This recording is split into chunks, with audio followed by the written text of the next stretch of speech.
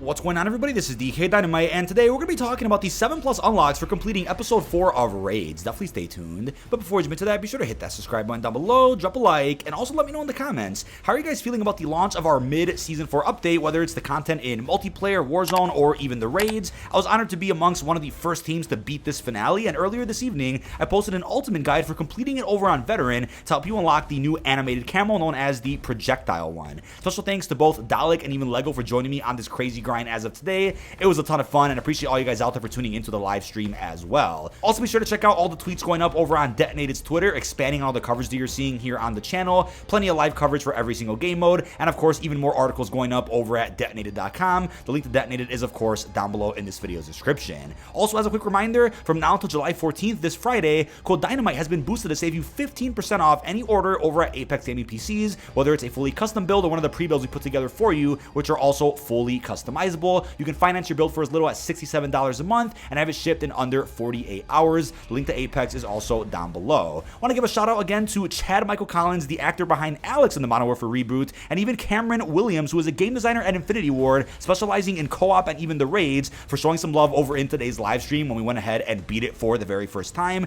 New patch notes also did drop for the mid-season 4 updates, but they also went ahead and revealed some secret updates to Spec Ops as a whole, as well as some rewards that nobody's really talking about for the raids. So as they wrote in the patch notes, for CP kits at rank 10, they will now receive a reminder splash at the beginning of each mission about their inventory buffs, and then CP kits at ranks 5 through 9 and rank 10 will also have a unique icon next to their role and the armor bar, but they've gone ahead and added new intel collection rewards for 100 and 150 intel pickups. If you're like, wait a second, what are those rewards? We'll get to that in a second, but real quickly, for bug fixes, they fixed an issue where players could duplicate armor plates by dropping them in all Spec Ops missions, including the raids, and also fixed an issue where players would receive a full armor bundle when picking up a single armor plate. That's a bug that we all took advantage of, but it has now been fixed. But in terms of what the actual rewards are, as I just mentioned, first off, for collecting 100 pieces of intel, you will now get access to an infinite RGL 80 kill streak on all kits inside of Spec Ops, which you could bring into any single Spec Ops experience, whether it's one of the co-op missions or even some of the raid episodes. That RGL could come in handy for especially the veteran runs of some of these episodes, which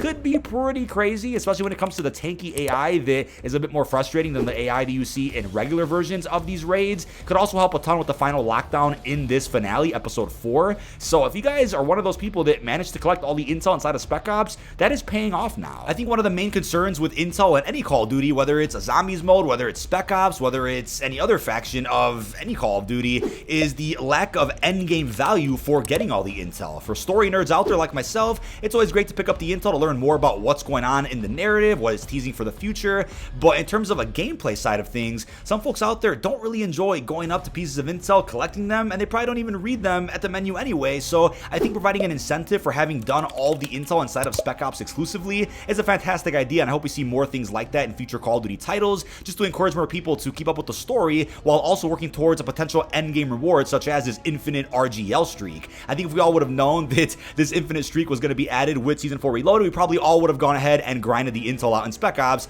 as of the last couple of weeks, but you can still do it any time. So if you guys do want this boost, go ahead and grind that intel as soon as you guys can. And lastly, for collecting 150 pieces of intel, there will also be an animated intel recon loading screen given to all players. Now, this is definitely providing more substance to Spec Ops as a whole. Even though Season 4 Reloaded marks the end of the raid episodes, there still could be more co-op missions added in the future in which some of those rewards, like the infinite RGL streak, could come in handy on top of upgrading your regular kits, which can significantly provide you with a boost. But with that, in terms of the regular rewards for beating this episode, there are 3 randomized drops for beating it 3 different times, but 5 loot drops in total, as you're about to see. So first off, we have the Farah inbound loading screen. We then have the Raid Season 4 weapon charm, and also an off-road Farah player card. Now, if you guys are wondering why there's less randomized rewards in this finale as opposed to some of the previous episodes, well, I would say this raid is probably the most difficult one out of the 4. And in terms of difficulty, I mean, if you guys out there like the grind and challenge of a raid or a Spec Ops mission, you won't find it that difficult. But I think for players out there just going for the rewards, or for players out there that don't really play modes like this, maybe just stick with regular MP or Warzone,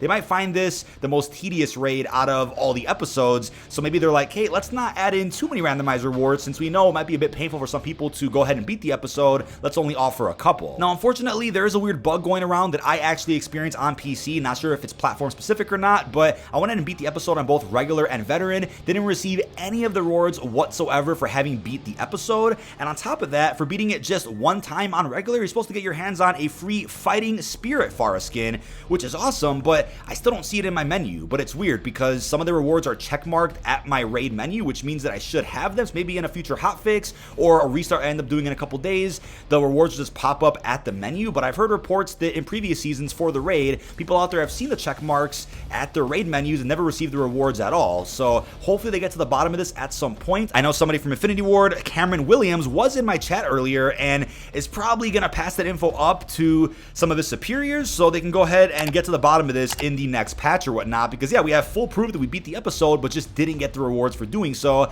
I'm sure they'll fix it soon. Now, as of right now, nothing is known about a potential raid season 4 bundle. I don't think one is happening, kind of how season 3 also handled the free Alex unlock. We would have thought we would have gotten a raid season 3 bundle with an alternate look for Alex like we got for Gaz and Price in seasons 1 and 2, but neither season 3 or 4 included raid operator bundles. Maybe they just didn't sell all that great, so instead they repackaged the Alex bundle as just a regular operator pack, and we'll probably get more Farah bundles at some point in the future as well. But I think it was cool to see those other raid bundles in previous seasons, since they also came with 10 stars for all Spec Ops kits, and for those that didn't really grind the Spec Ops missions too much or collecting intel, that was a good boost for those out there that wanted to enhance all of their kits. But with that, for completing the regular version of this raid, you will then unlock the veteran version, and like with the other rewards that bugged out for me, I don't have access to the veteran version as of right now, which is strange. But if I join another player that also beat it on regular, they should be able to get me into a veteran lobby if I want to do it on veteran again for whatever reason. Again, it's probably a temporary bug that I experienced, but upon beating it just one time on veteran, you'll get access to the projectile animated camo, as I covered, of course, in my previous video. The camo looks nice, especially for those that love the color green. I was disappointed that I didn't get my hands on it right when I beat the episode, but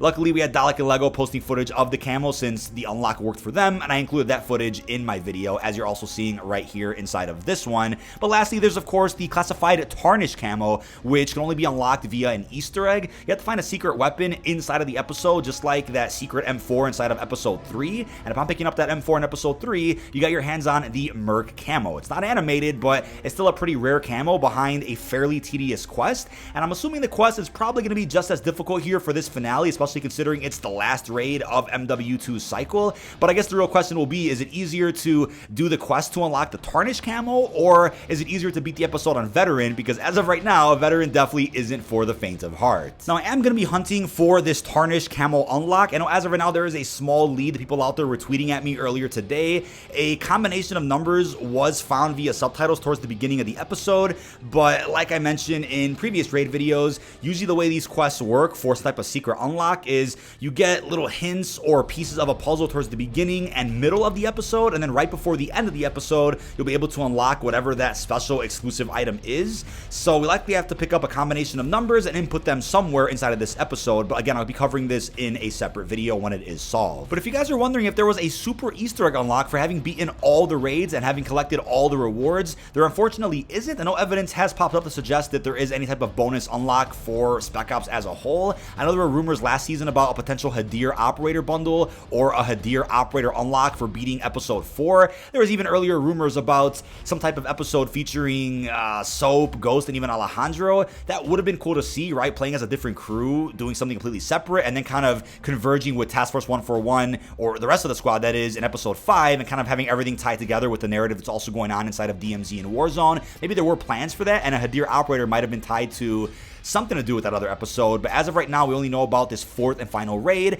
and we know the post-launch narrative will be continuing through other modes before the game cycle is over, but it's unclear if Hadir as an operator even makes sense now, considering a certain spoiler that I'm not going to really talk about in this video commentary, but you'll see what I mean when you watch the cutscene in a couple of minutes. Also, got to be grateful for the rewards we did end up getting for not only this episode, but all the other ones, right? Even if Spec Ops or raids had a quote-unquote low player count, I don't have any data to support that, they still added in some pretty banger rewards for having beat the episodes multiple times or doing tedious quests inside of the episodes themselves. But without further ado, here's the ending cutscene for the finale to Adamgrad here in Modern Warfare 2. Hands.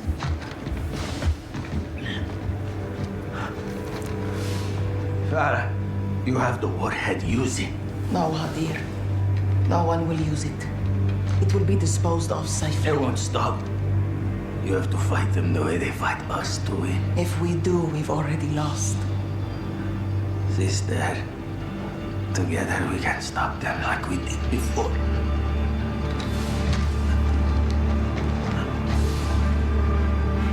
Believe me, I will. My wife, with those I trust. Listen to me, Farah. They are coming. Kazakhstan is in danger. Who is coming out here? Mama and Baba would be proud. Keep them here. Keep peace. How dare you?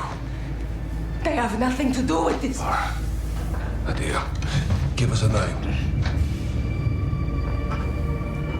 The real Russians. Who? Who? Hadir? Oh, He's gone.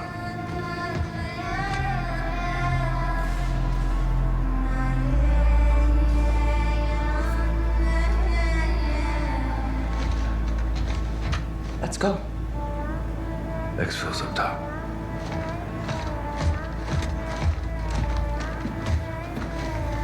All stations, Hadia's dead.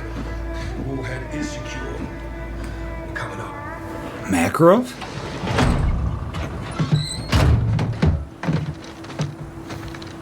Eyes on. Got him, Laswell. Good. Load in and get off the X. Roger. Everybody in one piece? Present and accounted for. Live and kicking. Mission accomplished. Let's get the hell out of here.